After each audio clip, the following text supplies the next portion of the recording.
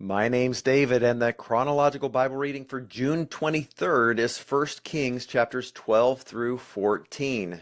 We now see the kingdom divided, the fulfillment of the prophecy that was spoken to Solomon because of his unfaithfulness. His son Rehoboam is taking over the throne, and Rehoboam is foolish. Possibly it's because he never had to work for anything in his life. Maybe he was just handed everything and he took it all for granted. When he assumes the throne, Jeroboam comes and asks for the heavy load that's been laid on the Israelites to be lightened. Rehoboam asks his advisors what they think, and they tell him wisely that for him to listen to the people would be a good thing and he would gain their favor. But he doesn't like that advice, and so he goes and finds other advisors who are his age, who will tell him what he wants to hear because they think the same way he thinks. They encourage him to incite anger with the people by being harsh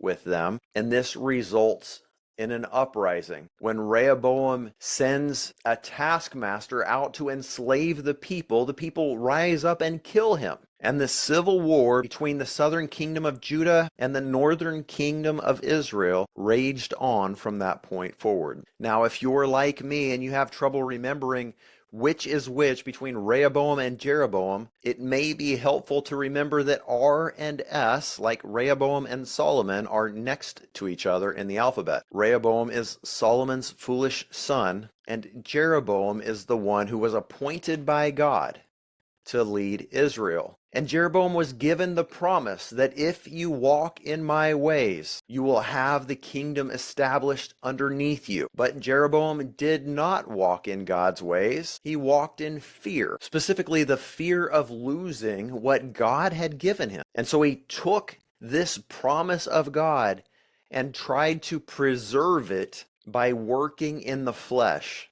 Sounds a lot like Saul, Israel's first king. In chapter 12, verse 26, Jeroboam says to himself, "These people might go back to the house of David if I allow them to continue worshiping in Jerusalem." So he decides to appoint priests who are not Levites and create places of worship that were not on the Temple Mount. We're told at the end of chapter 13 that Jeroboam ordained anybody who desired it, whether they were Levites or not, and he refused to repent, carrying on in religion that was born of his own imagination and fear. And this was the sin that caused the kingdom to be ripped out of his hand. We see a curious story as well about a prophet who was sent to confront Jeroboam. And this prophet had his words confirmed by God. When Jeroboam commanded that the prophet be arrested, his hand was afflicted, and he had to ask for prayer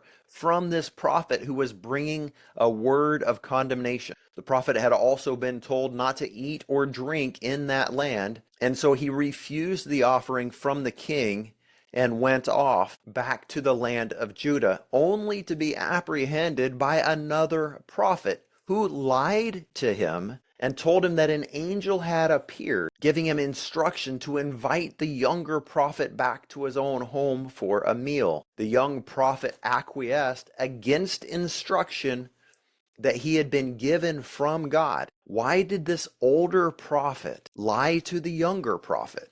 Maybe he was just hungry for fellowship. But he had compromised himself by living in the land of Israel that was going after false gods, worshiping graven images of calves, appointing its own priests, and suffering God's judgment. This younger prophet had been told by God to go and confront the king and then get out of that place. And while the younger prophet refused the invitation of the king, he caved and accepted the invitation of this other prophet who was compromised. And it cost him his life. And the lesson in this is that we should never, ever listen to somebody who's telling us something different from what God has already told us. Like Paul wrote to the Galatians, even if an angel appears to you, preaching to you another gospel, don't listen. Let them be accursed. Never, ever elevate somebody else's word above the word that you know you've received from God,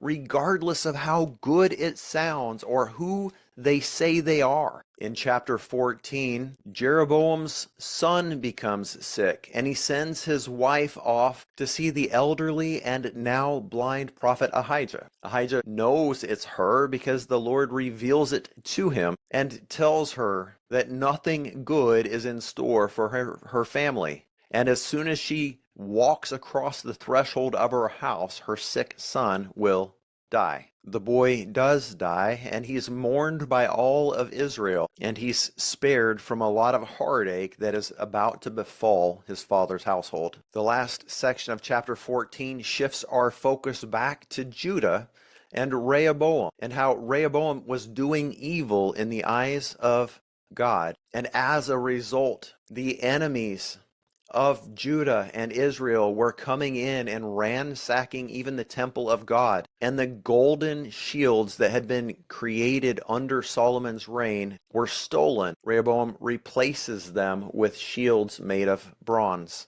And we see how in just one generation, such incredible wealth has gone and is now replaced with mediocrity. What has happened to the 25 tons of gold that Solomon was receiving every year, that now his son has to replace the golden shields that were stolen with bronze? So it will be for all those who are chosen by God and yet refuse to walk in relationship with him, who refuse to walk in submission to him. The people of God will not remain in the blessing and favor of God if they continue to walk in sin. God will judge sin, especially and most swiftly when it's his own people who are unrepentant and unwilling to acknowledge their wickedness. May it never be so for us. May we be quick to repent. May we cleanse our minds and our hearts and our homes and our churches from all of the wickedness, idolatry and witchcraft, New Age mysticism, popular culture, and anything and everything that's opposed to the Most High God, the God of Abraham, Isaac, and Jacob. May God bless you, my friends, with discernment to know what it is that we need to cleanse from our homes, to cleanse from our congregations, and to cleanse from our land that God has given us for God's glory and for our own good. We'll see you tomorrow.